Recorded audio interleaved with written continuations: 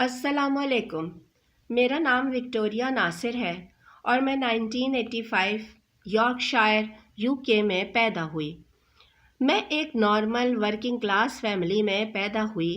میری فیملی کوئی بہت زیادہ امیر فیملی نہیں تھی، اسی لیے ہماری زندگی کی ضروریات کو پورا کرنے کے لیے میری ماں اور میرے باپ دونوں ہی نوکری کرتے تھے۔ اگرچہ میرے والدین عیسائی مذہب کو فالو کرتے تھے، مگر اپنی مصروفیات کی وجہ سے ان کے پاس اتنا ٹائم ہی نہیں ہوتا تھا کہ وہ ہمیں یعنی مجھے اور میرے بھائی کو چرچ لے جا سکیں۔ البتہ میں جب 10 سال کی ہوئی تو میں اپنی ایک سہیلی کے ساتھ چرچ جانے لگی تھی اور 14 سے 15 سال کی عمر تک میں چرچ جاتی رہی ہوں۔ میں نے چرچ سے عیسائیت اور بائبل کی بیسک تعلیم لی تاکہ میں ایک اچھی عیسائی بن سکوں۔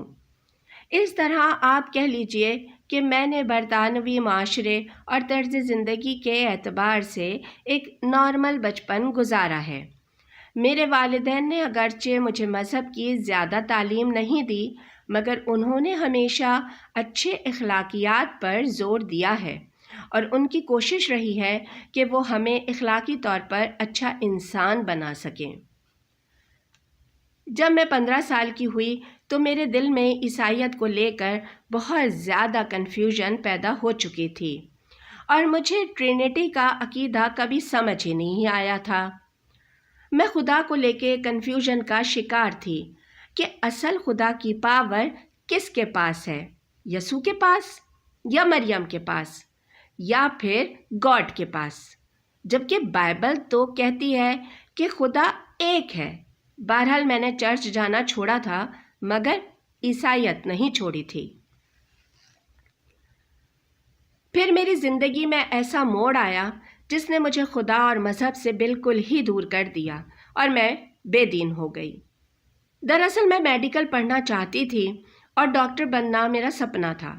اس کے لیے میں نے دن رات بہت محنت کی تھی اور کالج میں اچھے گریڈز بھی لیے تھے، مگر پھر بھی میڈیکل یونیورسٹی نے مجھے ایڈمیشن دینے سے انکار کر دیا تھا اور اس طرح اس واقعے نے مجھے بہت زیادہ اپسیٹ کر دیا تھا۔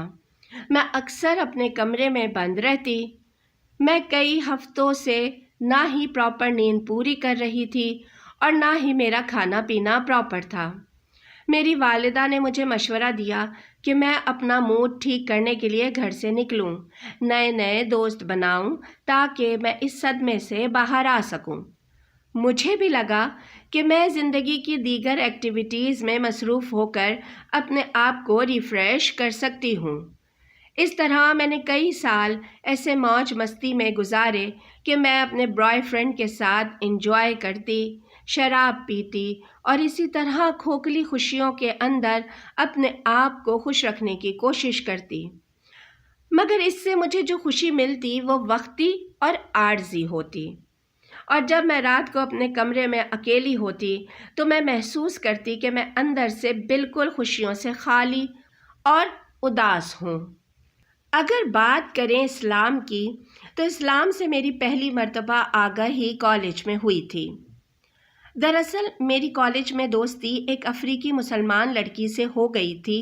وہ اسکارف لیتی تھی اور وہ دوسرے مسلم اسٹوڈنٹ سے بالکل ہی مختلف تھی۔ کالج میں اس لڑکی سے دوستی سے پہلے میرے خیالات مسلمانوں اور اسلام کے متعلق بہت ہی منفی تھے اور میں صرف مسلمانوں کو 9/11 اور ٹیررزم کے حوالے سے ہی جانتی تھی۔ یہی وجہ تھی کہ میں نے اس سے پہلے کبھی کسی مسلمان سے دوستی نہیں کی تھی، مگر اس لڑکی نے میرے مسلمانوں کے متعلق نظریات کافی حد تک بدل کر رکھ دیے تھے۔ اگرچہ ہمارے درمیان مذہب کے متعلق زیادہ بات چیت نہیں ہوتی تھی، مگر پھر بھی اس سے اور اس کی فیملی سے مل کر میرے دل میں کم سے کم یہ بات تو بیٹھ گئی تھی کہ مسلمان اتنے برے نہیں ہوتے جتنا کہ ہمارا میڈیا دکھاتا ہے۔ پھر میری کہانی میں مذہب کی تبدیلی کا اصل موڑ تب آیا جب میں یونیورسٹی میں پہنچی۔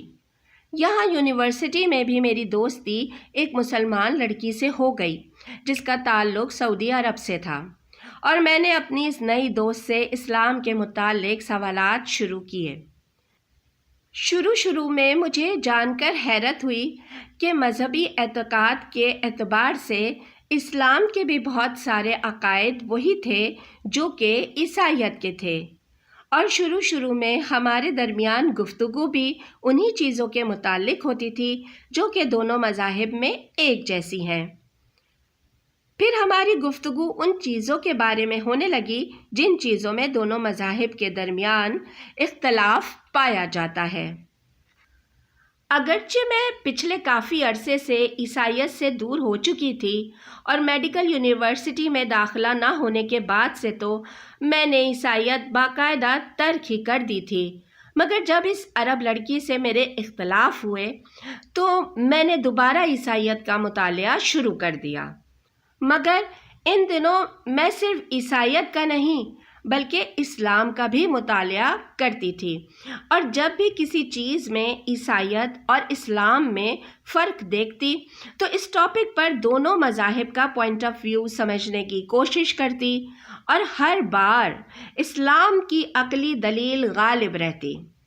اس طرح میں اسلام اور عیسائیت پر کمپیریٹیو اسٹڈی کر رہی تھی اور آہستہ آہستہ اسلام سے متاثر ہوتی جا رہی تھی۔ اگرچہ میری اس عرب دوست نے کبھی میرے ساتھ بحث اس لیے نہیں کی تھی کہ وہ مجھے اسلام پر قائل کرنا چاہتی تھی یا وہ مجھے اسلام کی تبلیغ کرنا چاہتی تھی، بلکہ یہ میری خواہش تھی کہ میں اس سے اسلام کے بارے میں زیادہ سے زیادہ معلومات حاصل کروں۔ مگر ہماری ان ساری ڈسکشن کا نتیجہ یہ نکلا کہ میں مکمل طور پر اسلام سے قائل ہو چکی تھی، اور میں اس نتیجے پر پہنچی کہ اس سے پہلے اسلام کے متعلق میں مکمل گمراہی کا شکار تھی۔ میں نے اسلام کے متعلق بہت ساری کتابوں کا مطالعہ کیا اور اس کے علاوہ بہت ساری ویڈیوز دیکھی تھیں، اور ان سب چیزوں کے بعد میرے سامنے اسلام کا پیغام اتنا واضح ہو کر آیا تھا کہ میں اسے مزید اگنور نہیں کر سکتی تھی۔ اگرچہ میرا دل اور دماغ مجھے بار بار کہہ رہے تھے کہ مجھے اب اسلام قبول کر لینا چاہیے، مگر میرے اندر ایک خوف تھا کہ میرے والدین، میری دوست اور میرے ارد گرد معاشرہ اس سب پر کیا ری ایکشن دے گا، اور یہی خوف مجھے اسلام قبول کرنے سے روک رہا تھا۔ کہ ایک دن میرے سامنے یوٹیوب پر ایک ویڈیو آئی۔ یہ ویڈیو ایک امریکی خاتون کی تھی جس نے اسلام قبول کر لیا تھا۔ میں اس خاتون کا انٹرویو سن کر حیران ہو رہی تھی، اور مجھے ایسے لگ رہا تھا جیسے کہ وہ میری کہانی بیان کر رہی ہو۔ وہ بتا رہی تھی کہ وہ اپنی زندگی میں حقیقی خوشی کی تلاش میں تھی اور اسے سچی خوشی نہیں مل رہی تھی۔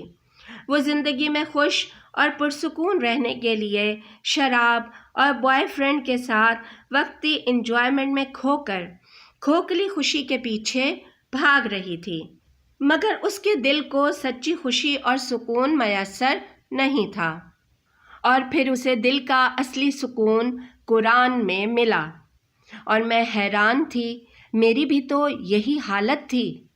مجھے بھی قرآن سن کر جو سکون ملتا تھا وہ سکون کسی اور چیز میں نہیں تھا۔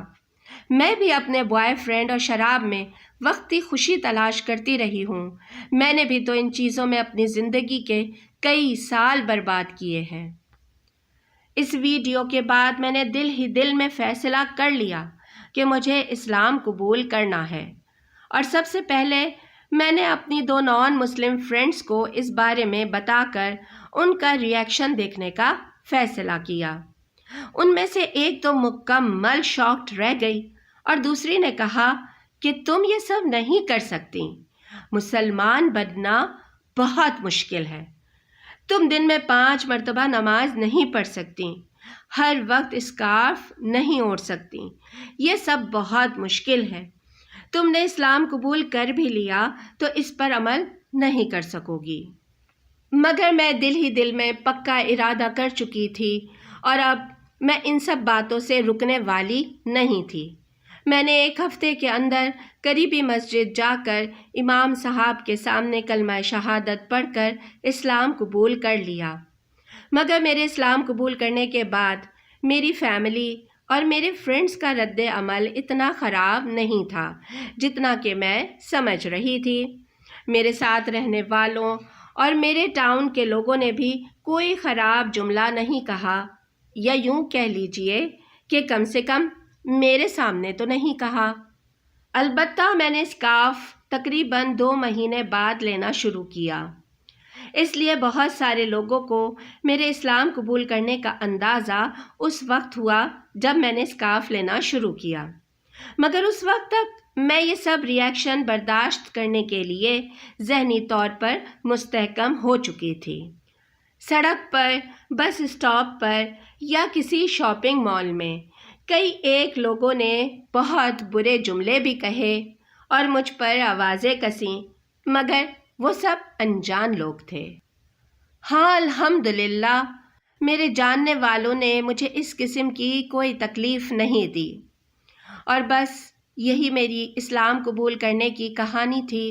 شاید میری یہ ویڈیو کسی اور کے لیے رہنمائی اور موٹیویشن کا سبب بنے۔ مجھے اجازت دیجیے۔ السلام علیکم۔